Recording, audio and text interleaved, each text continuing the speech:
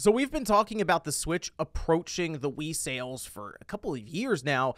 It seems pretty obvious that the Switch will become Nintendo's most successful home console in terms of units sold, but then also on the side of software sold, we continue to see different franchises that come out on the Switch from Nintendo break records across the board, and the Switch always seems to be at the top for different sales charts that we see, whether it's in the US, in Europe, or in Japan.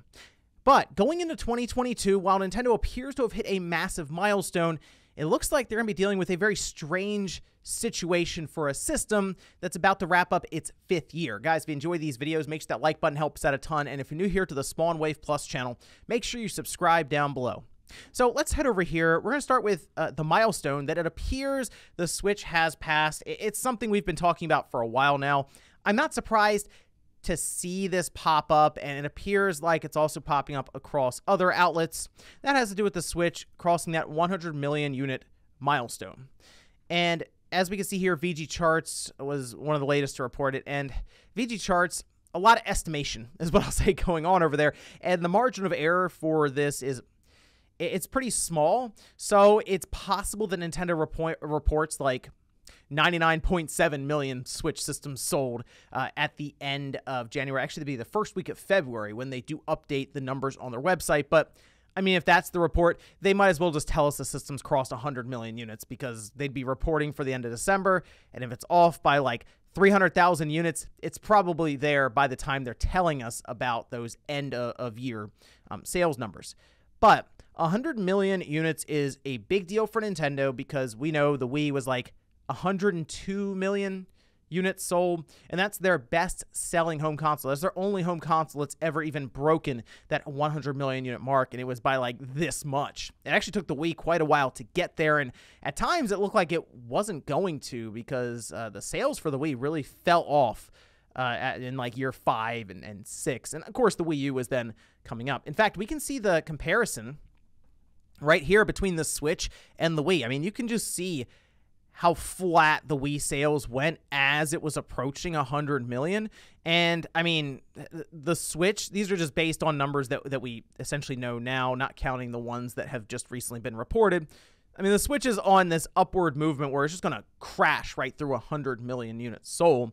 So yes, much faster than the Wii. In fact, if you line up all of the systems with the Switch, the only system that has been able to reach 100 million units faster was the DS. Like, that means that the Switch has done it faster than the original PlayStation, the PS2, the PS4, and yeah, Sony tends to release home consoles that cross that 100 million unit mark.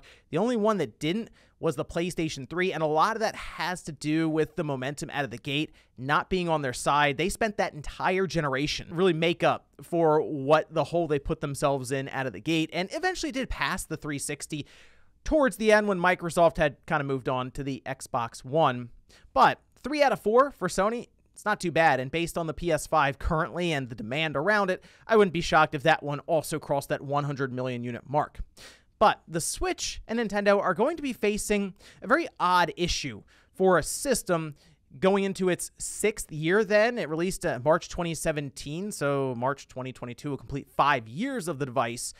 And in 2022, we're expected to see shortages around the Switch, with a recent interview from the president, Mr. Furukawa at Nintendo, saying that there are concerns around being able to just stock the system and provide enough. And it's not even just necessarily the materials needed to build these systems. It's getting it to its destination at different stores around the world in time and not being backed up due to supply chain and logistics in getting them to these places. They mentioned that they had to fly these Switches in to get them there in time for the holiday. They had to use trains in the EU, which is like the first time that's ever happened. It was a whole mess just to get these systems out there, and all of these companies are facing that being Sony, Microsoft, and Nintendo. And I guess the one silver lining for Nintendo is they already have 100 million Switch systems out there, which means they have a lot of people to sell their software to, and we know Nintendo's software tends to do very well. I mean, we see Pokemon that came out, right? 6 million copies in a week, which is like ridiculous to think about that. But a lot of that has to do with the built-up install size that they have now. And Sony and Microsoft, it's taking them a little longer to get this generation going because of that supply issue. However, Nintendo, they face a different problem. And that is that usually when systems get beyond this 100 million unit mark, they'll start to slow down. They kind of lose momentum because they run out of people to sell the system to. I mean, the only system that was kind of an outlier to that was the PlayStation 2, and I don't think we're ever going to recreate that perfect scenario for a system, because when the PlayStation 2 came out, there was massive hype behind it. I would say even more than what we've seen with the PS5 when that was building up to its release. And it came in as like a DVD player when that was first happening, and people were buying the PS2 not even as a game console then, but as a DVD player first, and then, oh yeah, it also plays games, and it's from Sony, and this thing is like a supercomputer, and this game console. Seriously, there were a lot of narratives really driving those PS2 sales, but it worked for Sony. Unfortunately, I just don't think it's something that can be recreated now, and what Nintendo has found with the Switch is they're able to sell multiple systems to any one household. I'm sure there are several households out there that have like 3 or 4 Switches in their house, whether it's the Switch Lite for different people, maybe some of the kids, and then you have maybe the new OLED Switch for the adults in the house. But basically, Nintendo has made it so that they can sell multiple home consoles to different homes. And if you're not able to continue creating these systems, at least at a degree that they would like to, like I'm sure they would love to create 20 to 25 million Switch systems for 2022. Most likely they're going to come in maybe even under 18, which is unfortunate because on top of what they've been able to do with the perception of the Switch being a handheld and a home console with that hybrid nature, they have some pretty big releases coming up here over the next 18 months. I mean, we know Breath of the Wild 2 is coming up, but then you also have Splatoon 3. We have Bayonetta coming out, and then obviously we're going to have something Pokemon related, I'm sure, maybe brand new Pokemon games coming up here in the next year and a half. I'm kind of anticipating by the end of this year, we are going to see that come out, and there are going to be many, many more games that get announced alongside of their current lineup for this upcoming year. It's certainly not something I think Nintendo was considering they had to deal with, right?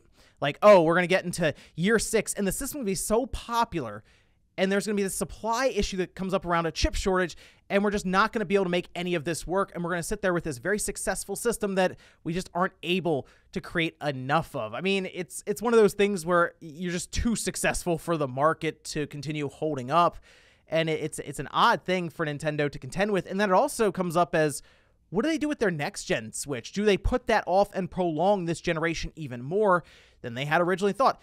Maybe in 2023, they were going to start their entire launch of a brand new Switch, maybe still keep it under the Switch name and the Switch umbrella, but they would have a newer system that would be more powerful that could maybe even go a couple more years. Well, if they're having a hard time just keeping this current Switch in stock that is based on older technology, it might be tough to make that jump successfully because they would want to provide enough of these systems alongside of the current Switch that will probably be more reasonably priced. So it's going to be something to keep an eye on here with Nintendo in 2022. Certainly a situation that I don't think any of us thought was going to be happening back when the system first released in 2017. But let me know what you guys think about this situation. Nintendo going into 2022 with a system that is immensely popular and successful, but they just can't make enough of these, seemingly based on what Mr. Furukawa has said, with a warning that they're going to be seeing supply issues. Thanks, guys, for watching, and I'll see you next time.